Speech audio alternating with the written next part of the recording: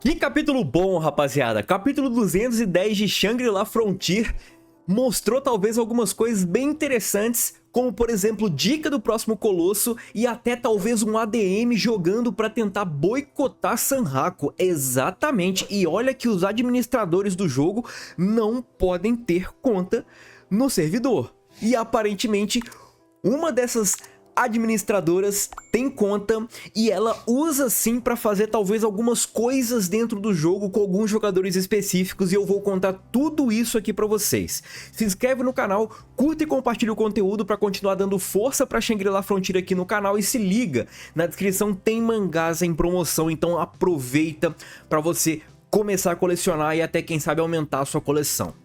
Vamos lá, capítulo 210 de Chanfro. O capítulo abre com a conversa da Pensilgon com a Kyogoku. É muito interessante essa nova personagem que foi introduzida no capítulo passado. Por quê? Porque ela tem algumas características que até então na obra são raras de jogadores de Shangri-La Frontier. Pensilgon entende que a Kyo sempre quis enfrentar o clã Schwarzerwolf. Sempre. Mas aparentemente o irmão da Pensilgon, que era ali um dos integrantes da Shurakai, nunca quis arrumar essa confusão. Seja por conta de receio de se envolver com um clã tão poderoso, ou talvez seja por conta mesmo que não era talvez a ideia deles arrumar confusão com um clã específico, e sim pegar jogadores ali talvez individuais, beleza? Mas tem ali algumas coisas que aparentemente, acredito eu, seja ligado ao medo desse irmão do Pensilgon a lutar com Schwarzerwolf. Por quê? Porque Kyogoku é muito forte e ele sempre, no caso ela, sempre quis enfrentar a Schwarzerwolf, sempre quis arrumar confusão com esse clã. E talvez não só ela, mas como Arthur Pensilgon também. Por quê? Porque Arthur Pensilgon meio que tenta usar toda essa atual situação que eles estão passando com a Schwarzerwolf para fazer com que a Kyo consiga atuar em cima do clã. Arthur Pensilgon meio que fala assim: enquanto o clã do lobo está irritado com o Psy-Zero e também com a Pensilgon, com o Wolfgang no geral, Kyo poderia se aproveitar da situação. Se aproveitar dessa situação para fazer o quê? O que será que o clã tem que Arthur Pensilgon quer tanto? Eu posso ter faltado algumas aulas, posso, mas se você entende o que pode estar acontecendo aqui, deixa nos comentários, rapaziada. Conto com os comentários de você pra gente deixar a review de Shangri-La Frontier cada vez mais completa e redondinha aqui pra vocês aproveitarem bastante o conteúdo. Agora temos informações sobre a Kyo. Ela também tem um level de 99+, é aquele 99 Extended, ela tá no level 104, e além dela, temos Sanraku e Psy-Zero nessa situação. Lembrando, Sanraku aparentemente atingiu esse nível com menos de um mês de jogo, ao contrário da Psy-Zero, que levou quase um ano de jogo e ainda contou com a ajuda da Schwarzerwolf para conseguir essa extensão.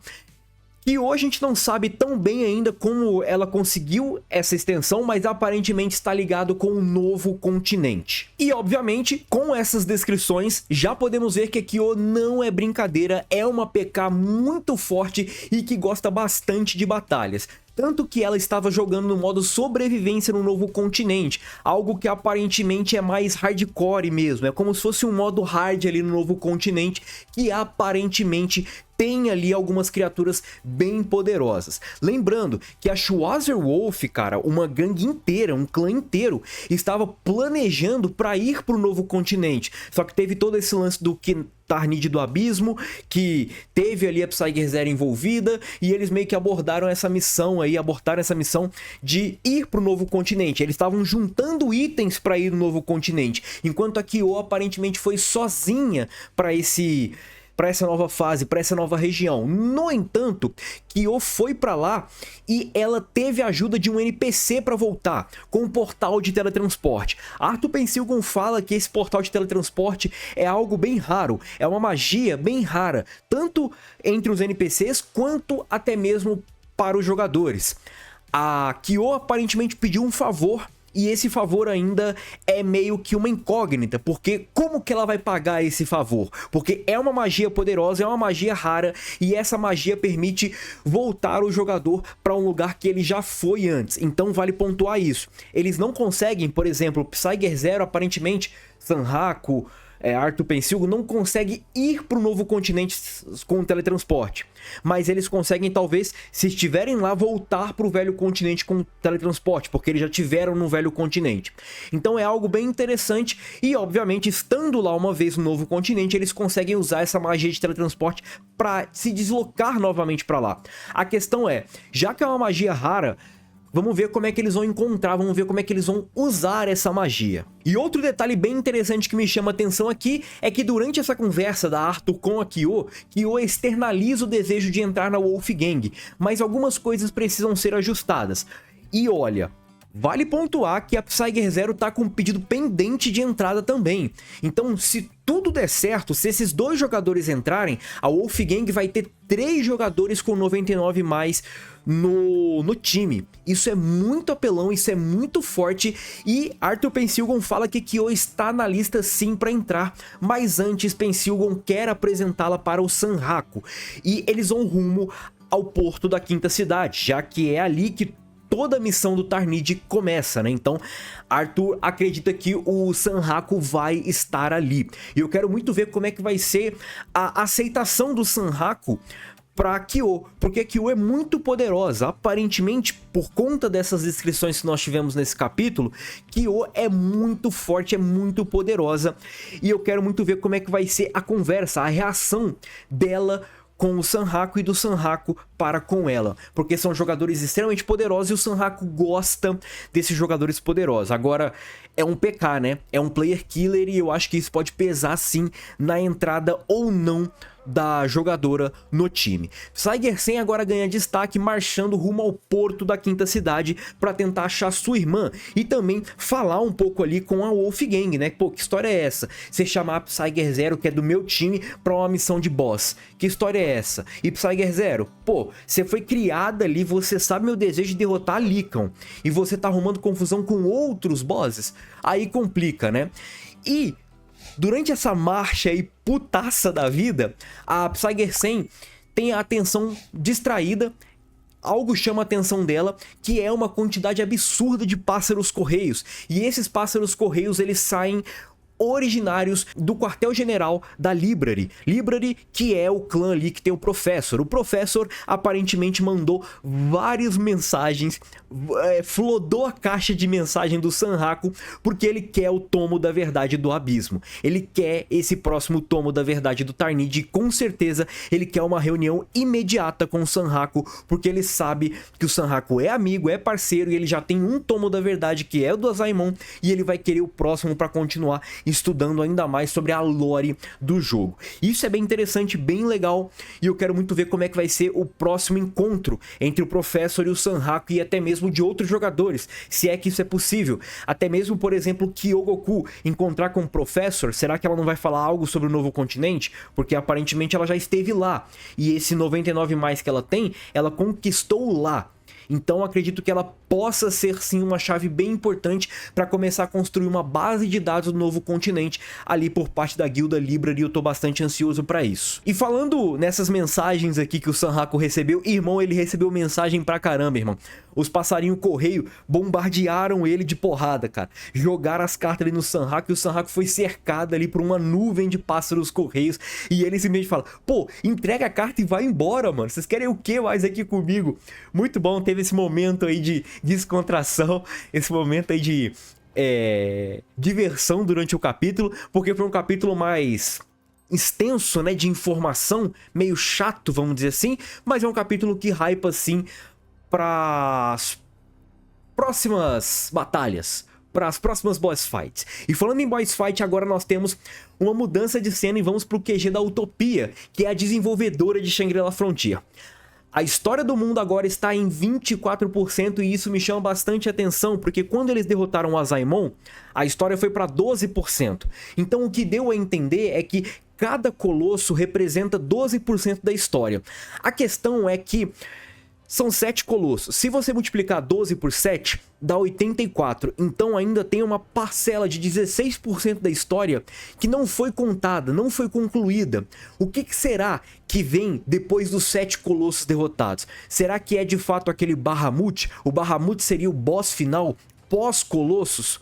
Não sei, mas eu acharia bem interessante que fosse isso mesmo, né? A cada colosso, acredito que a cada fase, continente que eles vão avançando, o Bahamut começa a ganhar mais descrições, mais detalhes, e eu acho que esses detalhes, uma hora ou outra, vai além dos colossos, vai começar meio que a ser contado ali pelos próprios NPCs mais poderosos e tudo mais. Então acredito que podemos ter sim essa fase final da história, esse complemento aí de 16%, sendo focado no Bahamut. Agora nós temos 3 dos desenvolvedores, Sakai, Tsukuyo e Hitsu, ficando abismados com a queda de mais um dos 7 colossos.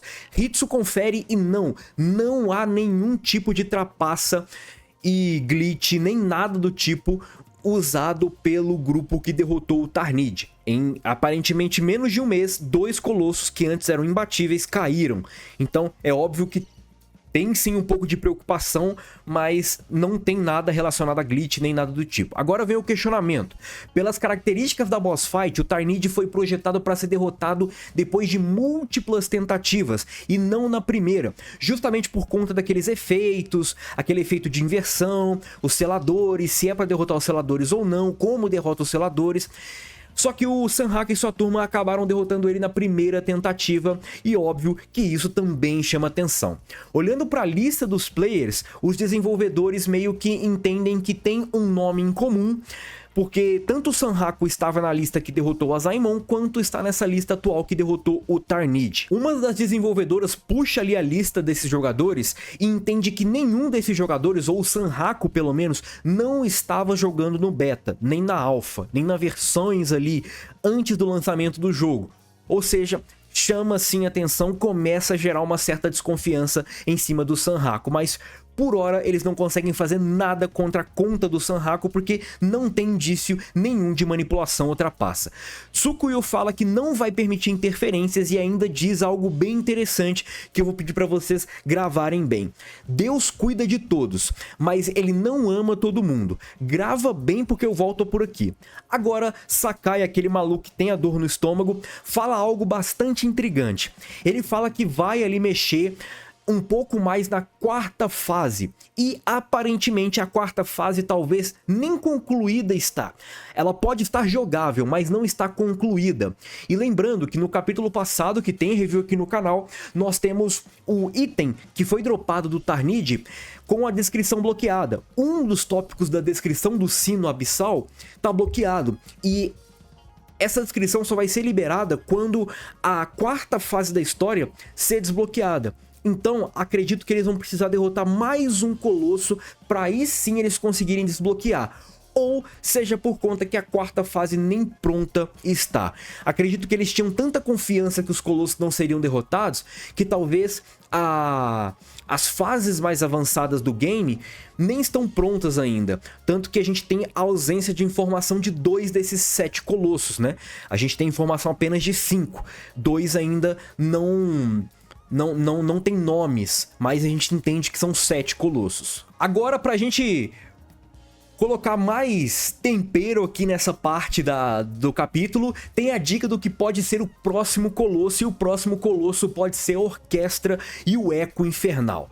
Primeiro, lá no capítulo 64, onde os colossos começam a ser descrevidos, quando a orquestra é citada pela primeira vez, é dito poder controlar vários elementos. Agora, as desenvolvedoras começam a citar um pequeno chefe e sua família.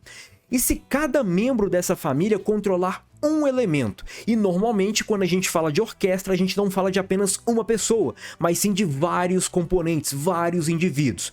Ou seja, o boss, o colosso orquestra, pode não ser um, mas sim vários bosses. Não digo que seja meio que cada boss com uma força colossal, mas juntos ali eles formam ali um desafio de nível colosso. Outra coisa que me chama atenção relacionado a esse boss é que talvez existam já modificações sendo feitas nesse colosso. seja porque alguém já enfrentou ele, ou seja porque poderá ser confrontado em breve, então eles estão querendo já evitar bugs, arrumar para não ficar tão poderoso ou nem tão fraco, então tudo isso começa a vir à tona. Agora Tsukuyo fala que um mês atrás seria o Leviatã. Eu acredito que esse Leviatã seja um player e não um NPC, afinal essa cena é seguida dela aparentemente adicionando Sanraku na lista de amizades. E isso é interessante porque desenvolvedores não poderiam ter contas dentro do jogo, e ela aparentemente tem uma conta dentro do jogo. Antes, a Tsukuyo estava observando o player Leviatã, agora ela está observando o player Sanraku. Ou os dois também, ela pode observar os dois, não tem problema nenhum quanto a isso. Além disso, ela cita que se o Sanraku jogar bem as cartas, ele poderá chegar no Kyojuro do avô dela. E Kyojuro pode estar relacionado a algo relacionado ao purgatório, ligado ao purgatório. Acredito que possa ser um boss, uma fase ou até mesmo um novo continente mais pro final do jogo, indicando que talvez algo que eu citei no último capítulo, que é relacionado talvez até mesmo a Lycan ser um player e não de fato um NPC, possa ser real, e talvez a gente tenha mais colossos ou mais bosses ligados a um desenvolvedor e não a um NPC de fato. E eu acredito que ela e até mesmo o avô dela podem ser sim esses NPCs, podem ser sim esses bosses aí que se meio que escondem como se fosse um NPC. Eles entendem coisas até demais e não são um NPC, eles são players. Talvez ela seja um player e o avô dela seja um boss, o Bahamut, talvez, não sei, mas agora voltamos para a citação onde Deus é citado novamente, onde Deus é dito, é descrito novamente. Deus não ama a todos, mas ele observa o mundo inteiro. E aparentemente Tsukuyo quer observar os jogadores, então aparentemente Deus seria ela. Agora esse Deus é o quê? Um boss ou um próprio player? Que tá se fantasiado ali de NPC, ou é um player comum que só não pode dar tanta brecha porque podem suspeitar dela ser um desenvolvedor ou não. Enfim, capítulo bem legal, bem emocionante, tivemos vários mistérios aqui e talvez a indicação de que o próximo colosso vai ser Orquestra o Eco Infernal. Tô ansioso, comenta aí o que você achou, segue e é nóis. Fui!